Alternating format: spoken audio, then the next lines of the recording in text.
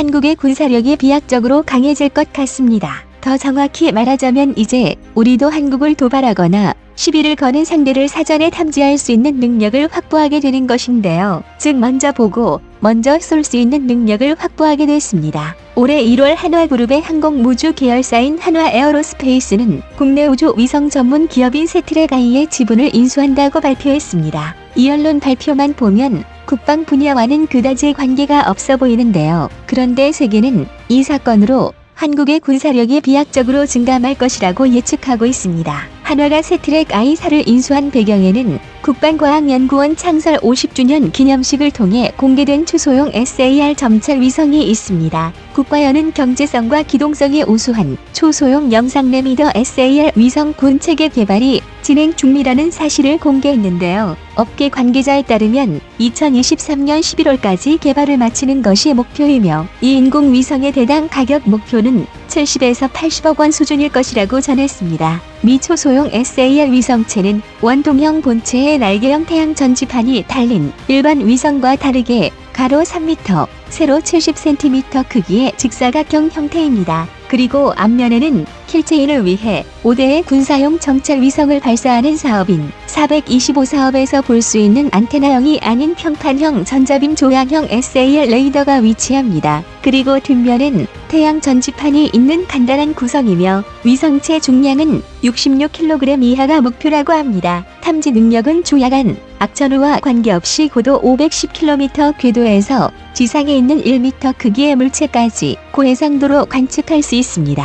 다만 초소형 위성민 만큼 1m 해상도 모드를 사용하면 그 정찰 면적이 5km로 감소하고 3m 해상도 시에는 20km로 정찰 면적을 가지게 됩니다. 미개발이 성공하면 현재까지 개발된 초소형 정찰 위성 중 가장 가벼운 것으로 이름을 올리게 되는 것입니다. 한국은 현존하는 위성보다 작은 SAR 위성을 개발하는 것이 목표인데요. 현재까지 가장 작은 위성은 핀란드의 ICYX-1인데요. 중량 85kg으로 해상도는 1m급입니다. 향후 한국은 초소형 SAR 위성 32대를 발사해 20에서 30분 간격으로 북한 등 한반도 주변을 정찰하는 것을 목표로 추진하고 있습니다. 초소형 SAR 정찰 위성의 1번 표적은 당연히 북한의 이동식 탄도탄 발사대이며 처음부터 킬체인 작전을 상정해 개발한 모델입니다. 현재 한국의 초소형 인공위성 개발 목표는 중량과 가격을 최소한으로 줄이는 것이며 무주용으로 만들어진 전용 부품 대신에 기존에 상용화된 검증된 기술을 적극 사용할 계획이라고 전하고 있는데요. 대표적으로 SAR 레이더의 경우 평면 배열 전자빔 안테나는 한화 페이저의 기술이지만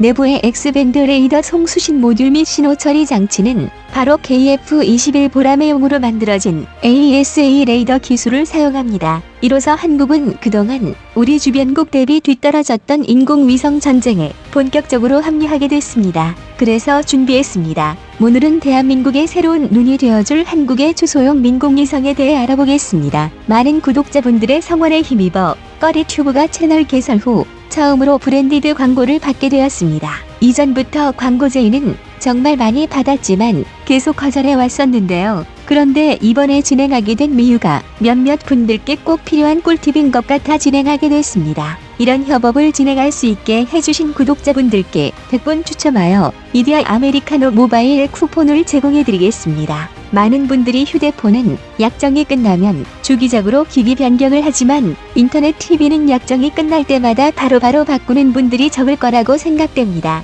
하지만 이러한 행동들이 3년마다 받을 수 있는 현금 46만 원을 놓치게 만들고 있다는 것을 알고 계셨나요? 2019년 방송통신위원회에서는 경품고시제라는 것을 처음 제정했는데요. 이것은 인터넷 TV를 변경할 시 가입자에게 무조건 일정 금액 이상의 현금 사은품을 지급해야 한다는 내용입니다. 정보가 밝으신 분들은 이 내용을 알고 매번 변경을 하며 현금을 챙기는 반면 의외로 이것을 모르고 본사를 통해 변경하는 분들도 많이 있습니다. 또한 이미 알고 있으신 분들도 인터넷 가입 사기 업체가 워낙 많고 현금 사은품을 어디가 많이 주는지 찾기 위해서 3년마다 매번 중은 업체를 검색하고 검증해야 하는 번거로움이 있었습니다. 그래서 오늘 제가 소개해드릴 곳은 이러한 걱정이 전혀 없는 아정당 통신이라는 업체입니다. 아정당이라는 이름은 아주 많은 현금, เส้นทางที่ถูกต้องนั้น 실제 회원 수만 17만 명이 넘을 만큼 많은 고객을 유치하고 있습니다. 또한 상담 시간도 다른 곳과 차별화되어 있는데요. 주말이나 휴일 관계없이 상담이 가능하며 호전 8시부터 저녁 10시까지 네이버부 상담을 하고 있기 때문에 케어나 설치 속도가 굉장히 빠르고 현금 지급도 당일에 가능합니다. 시간 내기 힘든 직장인분들에게는 희소식이 아닐까 싶습니다. 마정당 통신에서는 타 업체와는 달리 가입 강요가 전혀 없으며 정확한 불요금 안내, 최적의 월요금 컨설팅을 도와드리고 있습니다. 만약 기존 통신사를 유지하는 것과 통신사 이동을 통해 현금 사은품을 받는 것 중 어떤 게 유리한지 헷갈리시는 분들이라면 꼭 상담을 통해 궁금증이 해소되셨으면 좋겠습니다. 전화 상담이 어려우신 분들은 카카오톡 상담 마정당 공식 카페 문의 게시판을 이용하셔도 좋을 것 같습니다. 또한 마정당 통신은 공식 유튜브 채널도 운영하고 있는데요. 인터넷 가입에 대한 사활 때 모든 정보가 있습니다. 카페부터 유튜브 메인까지 직원들이 얼굴을 당당하게 내걸고 있고 여러 활동을 하고 있는 만큼 믿고 맡길 수 있는 업체라 할 수 있습니다. 궁금하신 분은 말의 더보기 링크를 클릭하시면 미 위성은 1m 크기의 물체를 식별할 수 있는데 총 36기가 발사되면서 북한 어느 지점이든 24시간 내내 언제든 내려다볼 수 있다고 발표했습니다. 그런데 미 위성의 크기가 굉장히 초소형인데요. 우리가 흔히 알고 있는 빛이 발리볼 만한 크기라고 합니다. 또한 다른 특이점으로는 이 초소형 위성에는 광학 카메라가 아닌 합성 개구 레이더 SAR 장비가 장착돼 있어 전천후 감시가 가능한데요. 이 때문에 북한이 미국의 위성 감시를 피하기 위해 이동식 발사 차량 테러로 미사일을 발사하려 해도 은밀한 기동이 극히 어렵게 되었습니다. 하버드대의 연구 결과에 따르면 이 SAR 위성이 20개가 동원될 경우 북한의 TLY 위성의 감시를 피해 이동할 수 있는 시간 간격은 24분에 불과하다고 추산했습니다. 또한 밤중에 트럭이 흙길을 지나갔다면 이 위성이 도로가 1에서 2mm 눌린 것도 잡아내 트럭이 지나간 길이 위성 사진 속에서 밝게 표시되기 때문에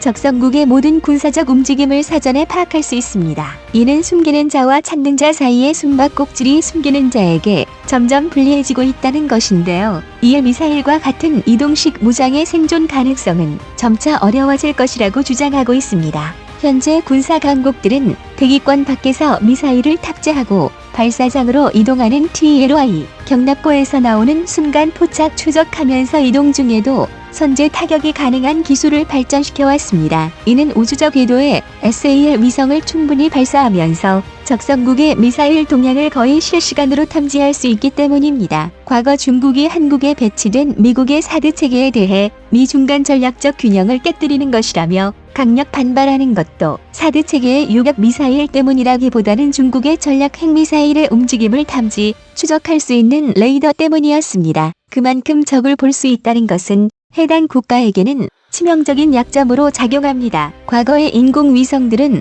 성능 좋은 광학 카메라를 달고 있어 위성 한 대마다 매일 200만 킬로미터의 면적을 찍은 사진을 1만 장씩 만들어냈습니다. 미 사진 자료들은 매일 10차례 지구로 송신하는데 한 차례마다 8분간에 걸쳐 지상 관제소로 보내집니다. 지구상이 어떤 지점이든 짧은 간격으로 변화된 모습을 감시할 수 있습니다. 하지만 치명적인 단점이 존재했습니다. 너무 방대한 자료이기 때문에 기존 대형 위성 사진은 자료 분석자들의 책상에 모르는데 수주 또는 수일이 걸렸습니다. 기존 민공위성 업계의 주도 업체인 디지털 글로브의 위성은 화질은 최고급이지만 하루 최대 2번만 지구 촬영이 가능합니다. 그만큼 과거의 사진이란 것이죠. 일례로 미국의 남부사령부가 민간 분석업체에 의뢰해 플래닛의 위성 사진을 분석한 결과 그동안 까맣게 모르고 있던 1년 전 베네수엘라의 비밀 군사 훈련 사실을 밝혀내기도 했습니다. 이 때문에 과거의 위성들은 그 역할과 쓰임이 한계에 다다르고 있습니다.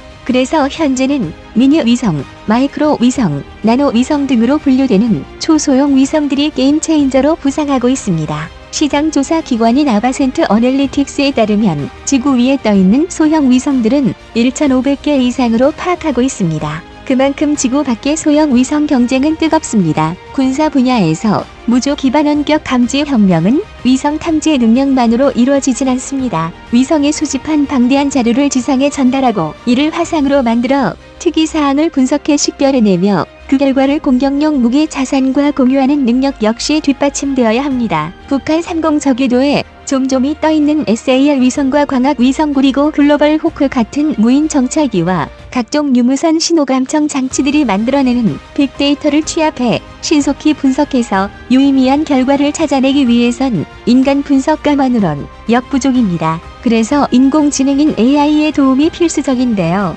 인공지능은 인간과 달리 지치지 않고 자료를 분석하면서 인간이 미처 생각하지 못했던 패턴까지 찾아내 제시해주고 있습니다. 각종 감지 장치들이 쏟아내는 빅데이터를 인공지능으로 분석하면 북한 테레 기동 훈련 경로, 발사 예정지, 경납고 위치 등도 모두 사전에 파악했다가 국가연은 초소형 SAR 정찰 위성 사업을 2010년대 초반부터 전략적 목적으로 시작했습니다. 이는 미국 정찰 자산 의존에서 완전히 탈피하겠다는 전략적 판단에서였습니다. 국방부는 북한의 이동식 발사대를 선제 타격한다는 이른바 킬체인 사업을 발표하게 됩니다. 킬체인의 목표는 북한의 이동식 탄도탄 발사대를 지속적으로 추적하고 있다가 북한의 발사 준비가 포착되면 한국이 탄도탄을 선제 발사해 20분 안에 선제 타격하는 것입니다. 당면이 이를 위해서는 24시간 연속으로 북한의 이동식 발사대의 위치를 그래서 2010년 1월에 긴급 대응 광역 관측 시스템 개발 가능성 연구 사업을 개시했는데 연구 목표는 추적 궤도에서 운용 가능한 초소형 정찰 위성 시스템을 개발해 대량 발사하는 것이었고 이때부터 민간업체와 긴밀한 협력을 추진한 곳이 세트랙 아이사였습니다. 국가연은 이미 차세대 소형 광학 정찰 위성을 개발하고 있습니다. 그리고 그 일환으로 개발 중인 핵심 기술이 바로 탄화 규소식 재질의 우주용 반사경입니다. 현재 정찰 위성들은 하나같이 뉴턴식 반사 망원경을 사용하는데요. 미반사경의 핵심은 빛을 한쪽으로 모아주는 역할입니다. 이 반사경의 성능이 얼마나 뛰어나냐에 따라 인공위성의 해상도가 결정됩니다. 현재 한국의 아리랑 시리즈를 비롯해 일반적인 무주용 위성들은 영하 180도에서 영상 120도를 웃도는 우주 공간이란 특수성을 상정해 유리 계열의 제로듀머 제라더와 같은 재료로 반사경을 만듭니다. 현재 국내에서는 직경 1m의 유리 재질 반사경을 면마할 수 있는 기술을 가지고 있으며 직경 1m 반사경이면 200km 고도에서 자동차 번호판을 읽어낼 수 있는 성능입니다. 그리고 현재 아리랑 시리즈 광학 정찰 위성에도 유리 재질 반사경이 사용되고 있습니다. 유리 소재 반사경은 아주 오랜 시간 사용되어 왔기에 다양하고 신뢰성이 입증된 기술이 축적되어 있지만 그만큼 한계도 분명합니다. 먼저 영하 273도에 가까운 우주 공간에서는 반사경이 변형되거나 심하면 깨질 수 있습니다. 그리고 아무래도 유림이기 때문에 중량도 상당합니다. 이 문제에 대응해 유럽 무주국 ESA의 해성 탐사선 로제타호나 명왕성을 촬영한 미국 호라이즌스에는 새롭게 실리콘 카바이드 소재의 반사경을 사용하는 반사 망원경이 장착되었습니다. 먼저 탄화 규소는 고감도 세라믹의 일종으로서 한국 육군의 K-21 보병 전투차와 K2 흑표전차의 세라믹 복합 장갑의 구성품으로 철갑탄과 성형자격탄 방어용으로 사용되고 있습니다. 즉 유리보다 강도와 경도가 무수함은 물론 무엇보다 기기적 특성이 우수해 이렇게 반사경과 기기 구조물의 성분이 동일하면 열과 냉기에 노출되어도 함께 팽창하거나 수축함으로 재수축률 차이로 인해 망가지는 경우를 예방할 수 있습니다. 이런 장점을 활용하고자 국내에서도 지난 2016년 한국표준과학연구원 크리스를 통해 직경 -70cm의 탄화 규소식 반사경 개발에 성공했습니다. 이 반사경은 중량 9kg으로 무게가 기존 유리로 제작한 반사경인 25에서 30kg의 3분의 1에 지나지 않으며 반사경의 형상 모차는 15나노미터로 10억 분의 100이라여서 해상도 1m 이하의 고해상도 무주용 망원경에 사용할 수 있습니다. 미로써 한국은 기존보다는 더 가볍고 튼튼한 위성을 개발할 수 있는 능력을 확보한 것입니다. 충격에 강하다는 것은 그만큼 많은 위성을 한꺼번에 쏘아 올릴 수 있다는 뜻이기도 합니다. 이제 한국의 인공위성 기술은 2020년대 중반이면 다른 군사 선진국들과 경쟁할 수 있는 기술적 우위에 위치해 있다는 것입니다. 군사 강국들만 할 수 있었던 첨단 분야까지 그 세력을 넓히고 있습니다.